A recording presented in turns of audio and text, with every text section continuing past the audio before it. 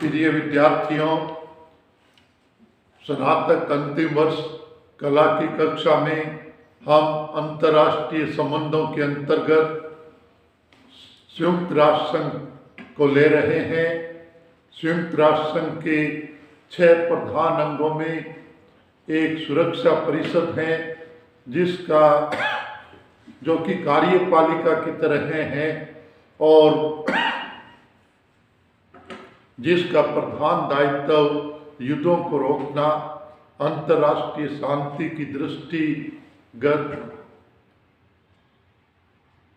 का तुरंत कार्यवाही की प्रयास करना, युद्ध की रोकथाम के लिए। तो इसकी कार्य प्रणाली को हमने देखा। इसमें वीटो की व्यवस्था है, जिसे निषेधाधिकार कहते हैं, और ये 5 स्थायी सदस्यों को दिया गया है। जैसा कि पिछले कालांश में मैंने आपको बताया कि लीग ऑफ नेशन, राष्ट्र पूर्ववर्ती संस्था, राष्ट्र संघ के अनुभवों को ध्यान में रखते हुए इसकी वीटो की व्यवस्था की गई। यथार्थवादी राजनीति का, यथार्थवादी अंतर्राष्ट्रीय संबंधों का ये पक्ष है। इस क्रम में हम आज वीटो पर आगे अध्ययन करेंगे।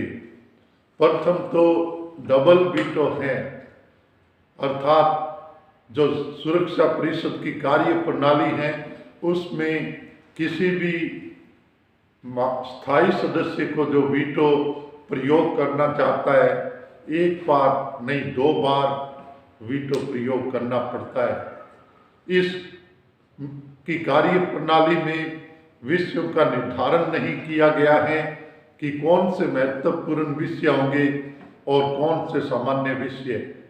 तो इसके अंतर्गत सदस्य देश आपस में बहस में ही तय करते हैं कि अंतर्राष्ट्रीय शांति का ये सामान्य मसला है अथवा ये महत्वपूर्ण मसला है। तो प्रथम अवसर पर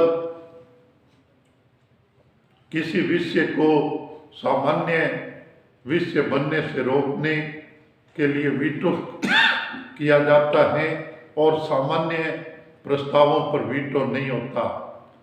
वो सामान्य बहुमत से फैसला होगा, लेकिन जब कोई महत्वपूर्ण विषय बन जाता है अंतर्राष्ट्रीय शांति का, तो उस पर स्थायी सदस्यों को वीटो का अधिकार मिलता है, और उस प्रस्ताव पर कार्यवाही को समाप्त करने के लिए स्थायी सदस्य देश वीटो की शक्ति का प्रयोग करता है। जैसा कि कल मैंने आपको बताया था कि 5 स्थायी सदस्यों संयुक्त राज्य अमेरिका, ब्रिटेन, रूस, चीन और फ्रांस को वीटो पावर दी गई है। तो पहले सोवियत संघ के पास वीटो पावर थी, अब वो उत्तराधिकार में रूसी गणराज्य को मिली है। जो संयुक्त राष्ट्र संघ की स्थापना के समय राष्ट्रवादी चीन को वीटो पावर थी, जो लंबे समय तक फिर ताइवान उसका उपयोग करता रहा। अब साम्यवादी चीन सुरक्षा परिषद में स्थायी सदस्य देश हैं। तो ये वीटो पर एक सामान्य चर्चा थी। अब मैं इस बात पर आना चाहता हूँ कि जब संयुक्त राष्ट्र संघ की स्थापना के 50 वर्ष पूरे हुए, तो जो 50 वर्ष के उपलक्ष्य में कार्यक्रम आयोजित किया गया, उसमें संबोधन करते हुए अमेरिका के राष्ट्रपति, तत्कालीन राष्ट्रपति बिल क्लिंटन ने संयुक्त राष्ट्र संघ के पुनर्गठन की भी बात कही।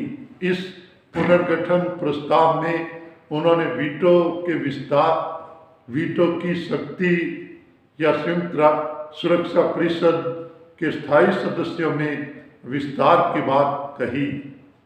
1995 के इस अवसर पर उन्होंने जर्मनी और जापान की स्थायी सदस्यता की वकालत की। अगर हम तटस्थ दृष्टि से देखें तो उनका दृष्टिकोण उचित भी था, क्योंकि अभी तक जो 5 महाशक्तियों को वीटो मिला है वो द्वितीय विश्व युद्ध के सभी मित्र राष्ट्र थे। धुरी राष्ट्र पराजित थे उनको, और मित्र राष्ट्रों को ही वीटो पावर मिली। इस क्रम में भारत को भी मिल सकती थी, लेकिन भारत की रुचि नहीं थी, कुछ ऐसा था। तो इस क्रम में और इसके स्थान पर चीन को मिली। इस क्रम में जो पिछले 50 वर्षों में जर्मनी और जापान का आचरण अंतर्राष्ट्रीय संबंधों में शांतिपूर्ण रहा, इस नाते वे अधिकारी हैं। इस अवसर पर भारत को वीटो पावर देने का समर्थन अमेरिकन राष्ट्रपति ने नहीं किया। स्वयं भारत ने मांग की कि भारत को भी वीटो पावर मिलनी चाहिए। इसके समर्थन में हमारे भी तर्क हैं। मैं कह सकता हूं कि भारत जनसंख्या की दृष्टि से दूसरा बड़ा देश है। क्षेत्रफल की दृष्टि से भारत 7वां देश है। अंतर्राष्ट्रीय संबंधों में भारत का शांतिपूर्ण आचरण रहा है, एक जिम्मेवार राष्ट्र की भूमिका रही है। इन सब पक्षों को देखते हुए भारत को संयुक्त राष्ट्र संघ की सुरक्षा परिषद में स्थायी सदस्यता मिलनी चाहिए, स्थायी सदस्यता का अधिकारी है। लेकिन अमेरिका का समर्थन नहीं था और आगे चलकर भारत ने तर्क प्रस्तुत किया कि वीटो प्राप्त शक्तियां उत्तर के देशों की है, दक्षिण के देशों का प्रतिनिधित्व नहीं है। लेकिन अमेरिका जैसे देशों ने फिर समर्थन नहीं किया। एक नया नाम उभर कर आया दक्षिण के देशों के प्रतिनिधि के रूप में, ब्राजील का नाम।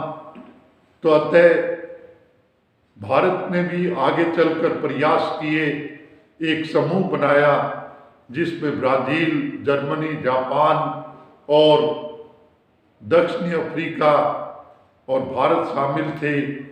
ये सुरक्षा परिषद की स्थायी सदस्यों के दावेदार 5 राष्ट्र हैं।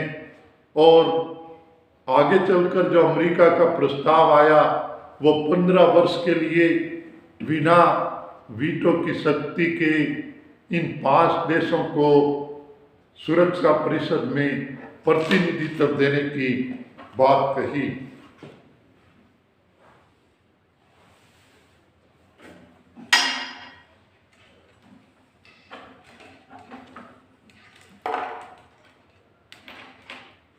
इस प्रकार सुरक्षा परिषद में भारत को वीटो पावर नहीं मिली है, और लेकिन फिर भी भारत इसके लिए प्रयास करता है। और हमें अन्य दृष्टियों से भी देखना है, और भारत की भूमिका और अंतर्राष्ट्रीय महत्व बढ़ रहा है।